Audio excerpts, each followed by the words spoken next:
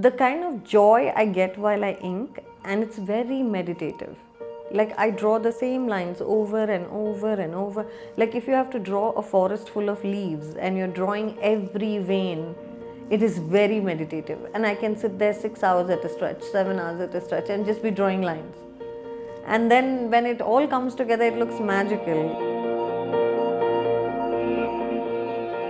Hi, my name is Bakula. I'm an artist who works with old vintage papers, and I'm a storyteller that loves to bring life to these forgotten pieces of beauty that I have been having in storage for the last 15 years. When I was very young, my mother encouraged me a lot, but I lost my mom very young. I spent a large part of my life doing other things that were creative but not really, painting. When I lost my dad a few years ago, I found a huge stash of letters between my parents. They had written to each other every day they were apart, like any point in their lives. So this is a bill from Godrej in 1971. And that's the year my parents got married. I just imagined them that, my dad was a bachelor living alone, and she moved in with him, and she had all this luggage, her clothes, her bags, and he had to make space for her. As I was reading it, and see, it cost 752 rupees. And I remember him saying his salary was like $1,000, so that must have been expensive. You realize that sometimes there's a whole lot more happening than you can actually see. And I think in my grief, I sort of started drawing on it.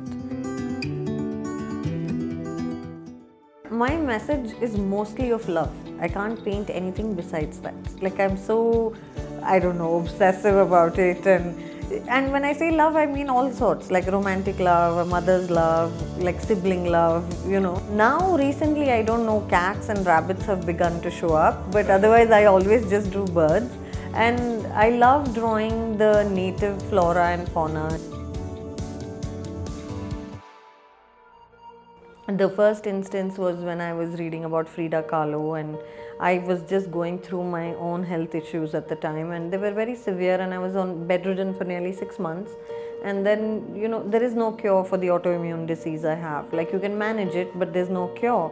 And to feel that at 40 is sort of like a slap in the face. And you don't, and so for me, but when I read her story, I was like, oh wow, right? Like here's a woman who has everything wrong with her health, but she's still like plugging through it and creating art and expressing her anguish, and so that inspires.